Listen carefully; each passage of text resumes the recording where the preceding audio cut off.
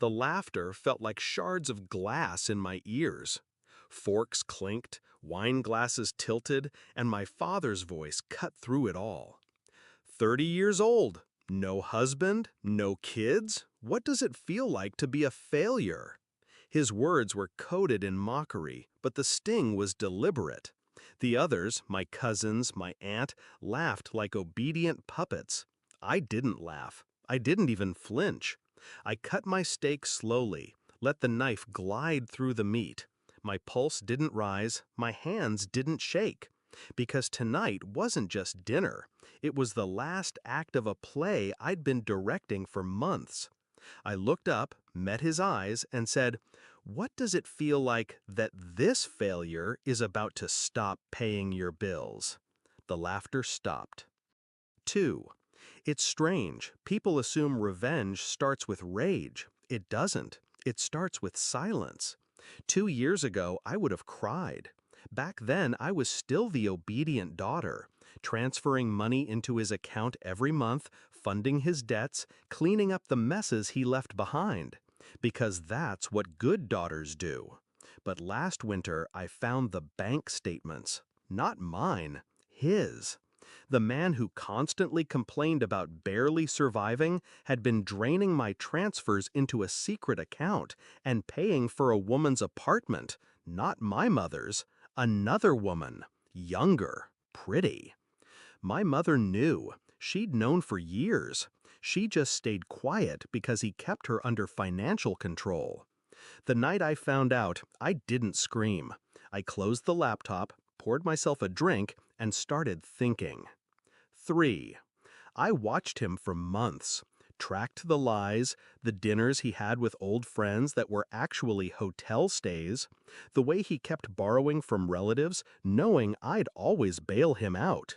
I didn't confront him. Instead, I tightened my grip on his reality. I switched all his bills to accounts I controlled. I let him believe the money was flowing freely. I even increased my help just enough to make him comfortable. Because when you take something away suddenly, people fight. But when you let them lean so heavily on you that you become the floor under their feet, when you finally pull it away, they don't fall. They shatter. 4. The plan was simple. By the time I cut him off, everything would already be gone. Step 1, sell the properties I had put under both our names, quietly transferring my share into my sole ownership first. Step 2, redirect all his credit lifelines so that without me, they'd collapse. Step 3, quietly pay off my mother's debts, move her into an apartment under my name, and give her an escape route he couldn't touch. It took 7 months. 7 months of smiling at family dinners while he bragged about teaching me discipline. 7 months of pretending to be the daughter he could belittle without consequence. And then, tonight came. 5. At the dinner table, I watched him smirk after his little joke. The others shifted awkwardly now, unsure if they should still laugh. "What does that mean?" he asked, his voice losing a fraction of its arrogance. I set my fork down. It made the softest clink against the plate, but in that silence, it sounded like a gun being cocked. "It means," I said, "that as of tomorrow, the electricity bill, the mortgage, your car payment, your phone, none of them will be paid. The accounts are in my name. The money, and it's gone." His jaw twitched. "You wouldn't dare!" I leaned in just slightly, lowering my voice so only he could hear. I already did. 6. His hands tightened around his fork, knuckles pale. I could see the calculations running through his mind. The accounts, the debts, the overdue notices he thought I hadn't seen. And then the realization hit.